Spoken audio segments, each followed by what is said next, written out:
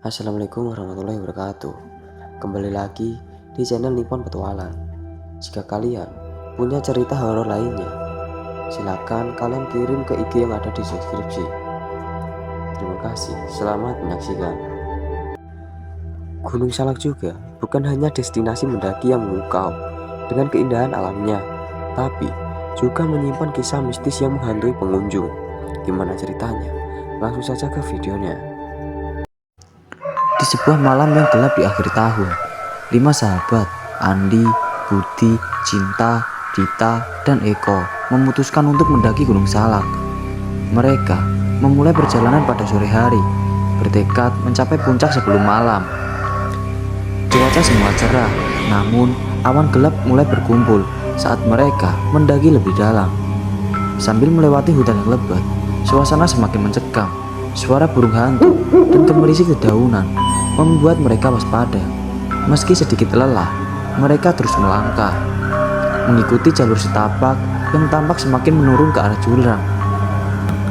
Setiap langkah mereka dipenuhi ketidaknyamanan yang kian meningkat. Saat matahari terbenam, mereka berhenti untuk beristirahat di sebuah clearing. Disitulah mereka mendengar suara aneh, seperti suara tawa yang rendah dan bergema. Andi, yang paling berani di antara mereka, mencoba mencari sumber suara tersebut, tetapi tidak menemukan apa-apa. Sahabat-sahabatnya memutuskan untuk melanjutkan perjalanan, namun ketegangan mulai merayapi mereka.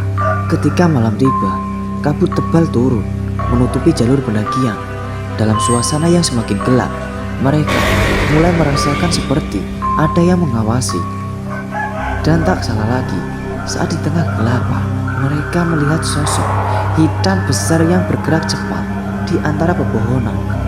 Sosok tersebut tampak seperti makhluk besar berbulu dengan mata merah menyala. Hawa dingin menyergap mereka seketika, membuat bulu kuduk mereka berdiri. Dita, yang paling takut, mulai menangis. Eko berusaha menenangkannya, tetapi suara tawa mengerikan itu semakin mendekat. Sosok tersebut muncul lebih jelas, menampakkan wajahnya yang mengerikan dengan mata merah menyala dan gigi tajam.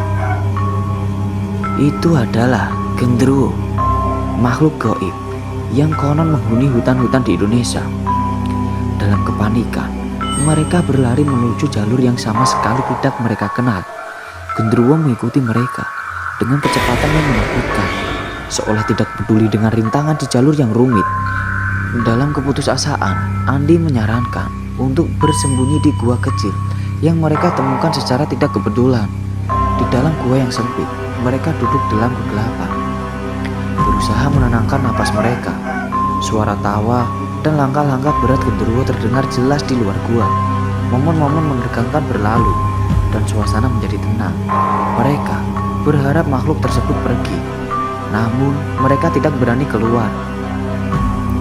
Dan akhirnya pagi hari pun tiba dan kabut mulai menghilang. Mereka keluar dari gua, mendapati bahwa jalur pendakian telah berubah dan mereka kesulitan untuk menemukan jalan kembali.